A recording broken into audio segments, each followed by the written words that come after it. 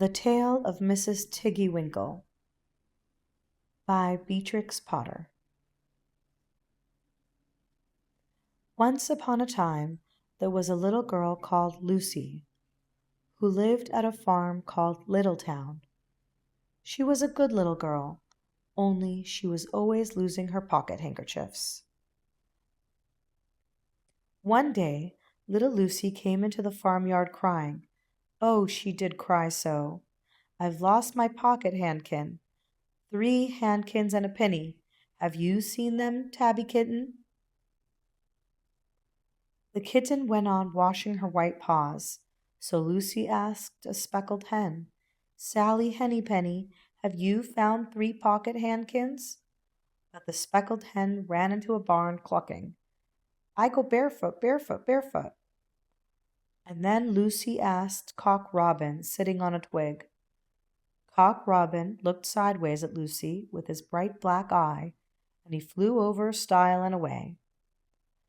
Lucy climbed upon the stile and looked up at the hill behind Littletown, a hill that goes up, up into the clouds as though it had no top. And a great way up the hillside she thought she saw some white things spread upon the grass.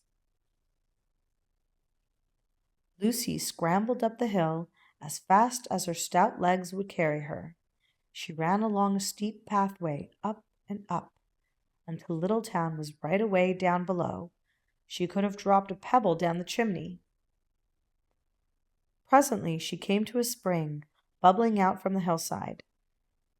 Someone had stood a tin can upon a stone to catch the water, but the water was already running over, for the can was no bigger than an egg cup. And where the sand upon the path was wet, there were footmarks of a very small person. Lucy ran on and on. The path ended under a big rock. The grass was short and green, and there were clothes, props cut from bracken stems, with lines of plaited rushes, and a heap of tiny clothespins, but no pocket handkerchiefs. But there was something else, a door, straight into the hill, and inside it someone was singing. Lily white and clean, oh, with little frills between, oh, smooth and hot, red rusty spot, never here be seen, oh. Lucy knocked, once, twice, and interrupted the song. A little frightened voice called out, Who's that? Lucy opened the door, and what do you think there was inside the hill? A nice clean kitchen with a flagged floor and wooden beams, just like any other farm kitchen. Only the ceiling was so low that Lucy's head nearly touched it, and the pots and pans were small, and so was everything there. There was a nice hot singy smell, and at the table, with an iron in her hand, stood a very stout short person, staring anxiously at Lucy. Her print gown was tucked up, and she was wearing a large apron over her striped petticoat. Her little black nose went sniffle, sniffle, sniffle, and her eyes went twinkle, twinkle, and underneath her cap, where Lucy had yellow curls, that little person had prickles. Who are you? Said Lucy. Have you seen my pocket handkins? The little person made a bob curtsy.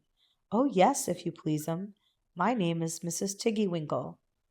Oh, yes, if you please'm. I'm an excellent clear starcher.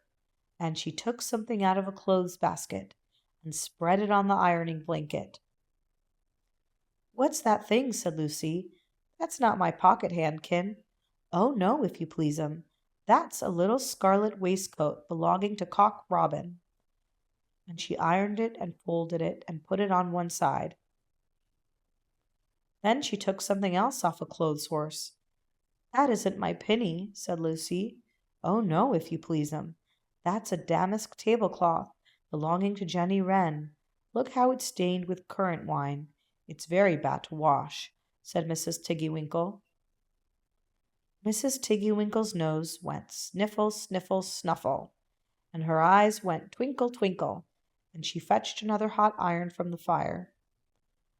There's one of my pocket handkins, cried Lucy, And there's my pinny. Mrs. Tiggy-Winkle ironed it and gophered it and shook out the frills. Oh, that is lovely, said Lucy. And what are those long yellow things with fingers like gloves? Oh, that's a pair of stockings belonging to Sally Hennypenny. Look how she's worn the heels out with scratching in the yard. She'll very soon go barefoot, said Mrs. Tiggy-Winkle. Why, there's another handkerchief. But it isn't mine, it's red. Oh, no, if you please'm. That one belongs to old Mrs. Rabbit, and it did so smell of onions. I've had to wash it separately. I can't get out the smell. There's another one of mine, said Lucy. What are those funny little white things? That's a pair of mittens belonging to Tabby Kitten. I only have to iron them. She washes them herself. There's my last pocket handkin, said Lucy. And what are you dipping into the basin of starch? They're little dicky shirt fronts belonging to Tom Titmouse. Most terrible particular, said Mrs. Tiggy-Winkle. Now I've finished my ironing. I'm going to air some clothes. What are those dear, soft, fluffy things? Said Lucy. Oh, those are woolly coats belonging to the little lambs at Skelgill. Will their jackets take off? Asked Lucy. Oh, yes, if you please'm. Look at the sheep mark on the shoulder. And here's one marked for Gatesgarth, and 3 that come from Littletown. They're always marked at washing, said Mrs. Tiggy-Winkle. And she hung up all sorts and sizes of clothes, small brown coats of mice, and one velvety black moleskin waistcoat, and a red tail coat with no tail, belonging to Squirrel Nutkin, and a very much shrunk blue jacket, belonging to Peter Rabbit, and a petticoat, not marked, that had gone last in the washing, and at last the basket was empty. Then Mrs. Tiggy-Winkle made tea, a cup for herself and a cup for Lucy.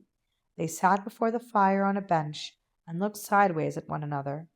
Mrs. Tiggy-Winkle's hand, holding the teacup, was very, very brown and very, very wrinkly with the soap suds, and all through her gown and her cap there were hairpins sticking wrong end out, so that Lucy didn't like to sit too near her. When they had finished tea, they tied up the clothes in bundles, and Lucy's pocket handkerchiefs were folded up inside her clean pinny and fastened with a silver safety pin. And then they made up the fire with turf, and came out and locked the door and hid the key under the door-sill. Then away down the hill trotted Lucy and Mrs. Tiggy-Winkle with the bundles of clothes. All the way down the path little animals came out of the fern to meet them.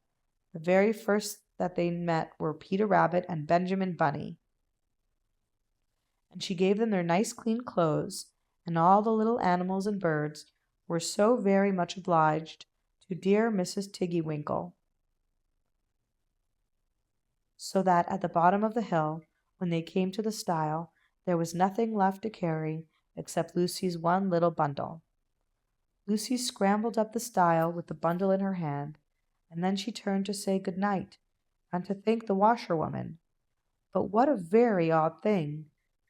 Mrs. Tiggy-Winkle had not waited either for thanks or for the washing bill. She was running, running, running up the hill. And where was her white frilled cap, and her shawl, and her gown, and her petticoat? And how small she had grown, and how brown, and covered with prickles! Why, Mrs. Tiggy-Winkle was nothing but a hedgehog. Now some people say that little Lucy had been asleep upon the stile, but then how could she have found 3 clean pocket handkins, and a pinny pinned with a silver safety pin? And besides, I have seen that door into the back of the hill called Cat Bells.